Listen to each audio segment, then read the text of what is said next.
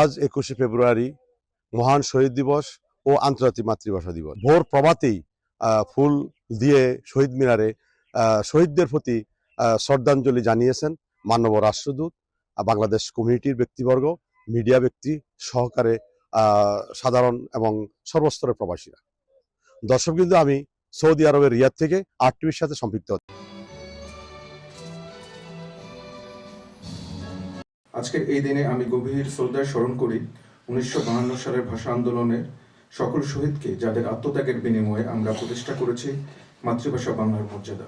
উন্নত বিশ্বের সাথে সমানতালে এগিয়ে যেতে বাংলার পাশাপাশি আন্তর্জাতিকভাবে স্বীকৃত বিভিন্ন ভাষার উপর প্রয়োজনীয় দক্ষতা অর্জন করতে হবে।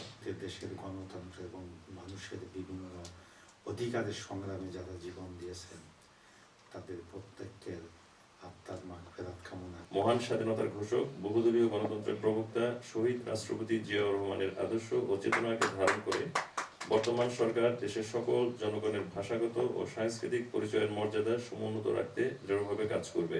মহান স্বাধীনতা দিবস ও আন্তর্জাতিক মাতৃভাষা দিবস 2026 উপলক্ষে মাননীয় পররাষ্ট্র প্রতিমন্ত্রী কর্তৃক প্রেরিত বাণী বাংলাদেশ জিন্দাবাদ আনকোট, স্বাক্ষরিত শামা ওবায়েদ ইসলাম MP। রিয়াদ এম্বাসির মধ্যে আমাদের মহান 21শে ফেব্রুয়ারি উপলক্ষে যেই দোয়া মাহফিল হয়েছে, এখানে আমরা সমস্ত পূর্ব অঞ্চলের যত কেন্দ্রীয় বিএনপি, যুবদল, অঙ্গ সংগঠন যা আছে সবাই আমরা উপস্থিত হয়েছি। 21শে ফেব্রুয়ারির প্রোগ্রামে আমরা সৌদি আরব পূর্বাঞ্চল, বিএনপি, যুবদল সব নেতৃবৃন্দ, আমার প্রিয় নেতা সিনিয়র নেতা জনাব হাকিম ভাইয়ের এবং যুব নেতা জনাব সোহরাব হোসেন লিটন ভাইয়ের নেতৃত্বে এবং আমার নেতৃত্বে আমরা সৌদি আরব পূর্বাঞ্চলের কেন্দ্রীয় বিএনপি এবং যুবদল সবাই আমরা অংশগ্রহণ করি এবং আমরা আজকে এই দিনে যারা ভাষা আন্দোলন আমাদের মাতৃভাষার জন্য যুদ্ধ করে শহীদ হয়েছেন তাদের আত্মার মাগফিরাত কামনা করি।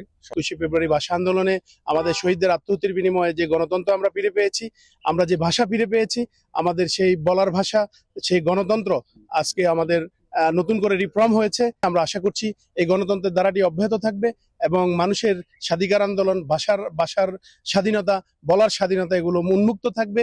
এই স্পিরিট নিয়ে আমাদের দেশ এগিয়ে যাবে, সেটাই আমরা প্রত্যাশা করছি।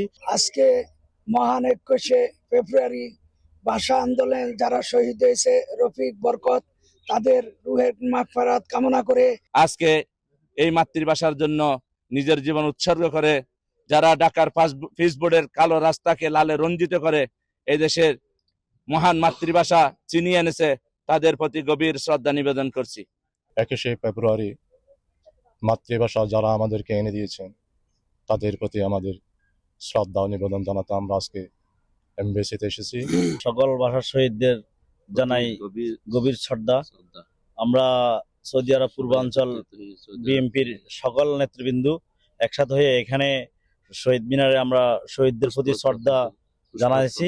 শহীদ রাষ্ট্রপতি জিয়াউর রহমান 1976 সালে 21শে মহান চেতনাকে সম্মান জানাতে গিয়ে উনি 21শে পদক প্রবর্তন করেছিলেন। বাংলার ছাত্র জনতা যখন জাগ্রত হয়, তার ভাষা কেড়ে নিতে দিবে না, তখন সেই রফিক, জব্বর, শহীদদের রক্তের বিনিময়ে আমার ভাষাকে কেড়ে নিতে দেওয়া হয়নি। ভাষা আন্দোলন আমাদের রূপিত হয়েছে 1947 সন থেকে।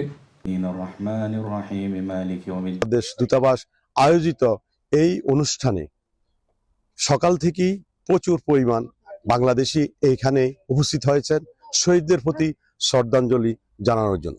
প্রায় 1 কোটি বাংলাভাষী পৃথিবীর বিভিন্ন জায়গায় অবস্থিত আছে এবং ইউনেস্কো বাংলাদেশের যে মাতৃভাষা এটাকে ওনারা আন্তর্জাতিক মাতৃভাষা হিসাবে স্বীকৃতি দিয়েছে।